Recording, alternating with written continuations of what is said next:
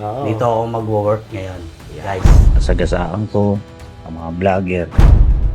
Kasi trabaho lang talaga hanap ko eh. Hi everyone!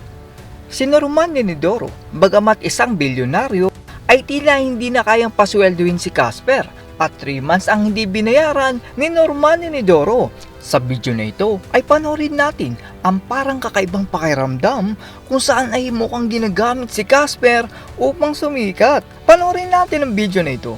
Nagumpisa ang video sa post ni Podgenius kung saan ay makikita ang resume ni Casper dahil sa pagkawala ng trabaho ni Casper kay Norman Lenidoro.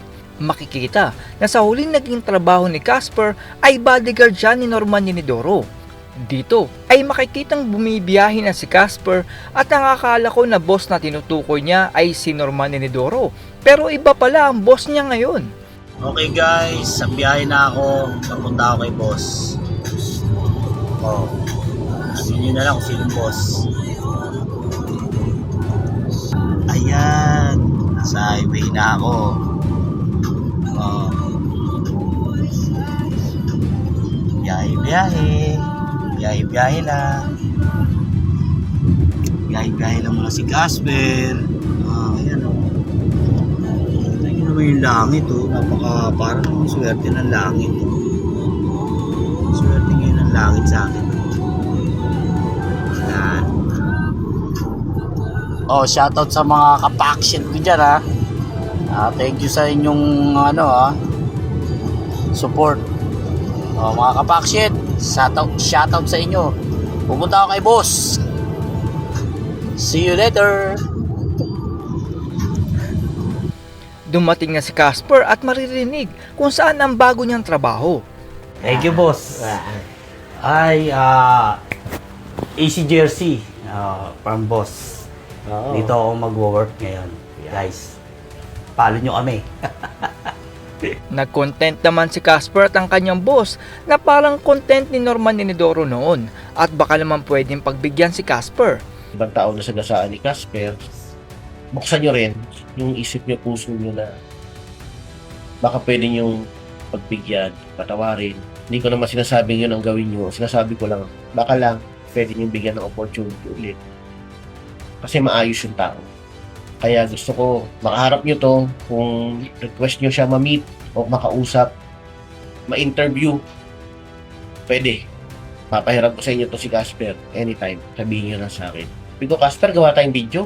Gusto ko makilala ka nila. Gusto ko makilala nila yung tunay na Casper, hindi yung nakikita lang na sa video.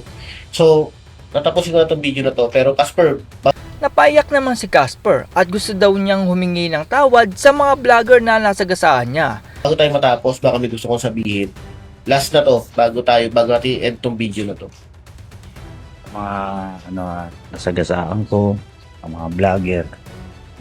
Eh, kung kayo man ang naging boss ko, siguro ganun din ang gagawin ko. Maging loyal sa inyo. Kaya trabaho ko lang naman po, ganun. Kasi ako magtrabaho para sa inyo. Sagasaan ko kayo. Eh, humingi akong pasensya sa inyo. Kasi trabaho lang talaga hanap ko eh. Sa mga followers ko naman, okay lang naman kahit di na ako mag-vlog eh. Para makaiwas na rin sa bus. Sa huli ay nagbigay ng payo ang boss ni Casper at ito ang sinabi niya. Hindi lang kayo sabihin ni Casper, ako naman ang huli payo kay Casper. Gano'n sa video na to. Payo ko sa'yo, Casper. Walang imposible kay Lord. Tulungan kita. Ilapit kita sa kanya.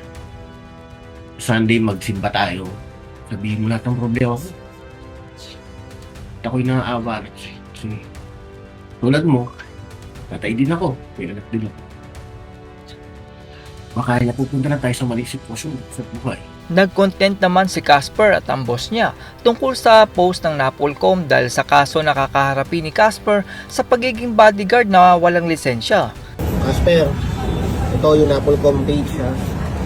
Parang may pinost sila na sinasabi na magpapile sila ng complaint kay Norman Mangusin at siyang pa na iba. Okay? So nakalagay yung pangalan mo dito, Edmond Soner Sarana and 8 others. So kasama ka dyan. Ngayon, ang inyong ang sinampa nilang case, hindi pa naman to subpoena, ito ay parang memo na sinasabi na nagsampa sila ng kaso sa inyo. Additional complaint, kalagay. Republic Act number 11917 or Private Security Services Industry Act. So parang sinasabi dito, yung pagbabodyguard ng walang license o hindi authorized ng PNP ay bawal sa batas. Okay? Kay Norman Mangusin, marami pang ibang kasong nakalagay. Pero yun sa'yo na pag-usapan natin. So ano masasabi mo dyan? Ito naman ang masasabi ni Casper tungkol sa kaso na kakaharapin niya at binigyan siya ng advice ng kanyang boss. Tapos pangina kasi.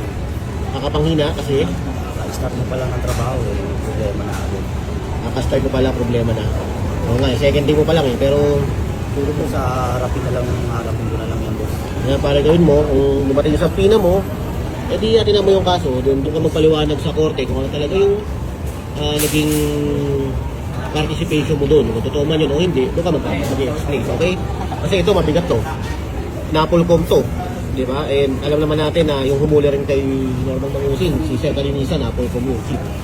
Kaya, ganun talaga buhay. Try na lang natin kung uubra ang inyong depensa, laban dyan. So, second day pa lang ni Casper, no? So, puro problema. Pero kailang Casper, ganyan talaga. Kapag masyado magpa-stress at malulungkot ka. Eh, yan, ito yung bunga ng mga dating mga ginawa nyo. Kailangan nyo harapin. Malay mo, mapatunayan nyo naman na hindi totoo na nagba-bodyguard kayo na for the content. Okay? Ganyan na lang talaga boss. Sa huli ay nag-post ang boss ni Casper at sinabing simula ngayong araw ay hindi na siya gagawa ng content tungkol kay Casper.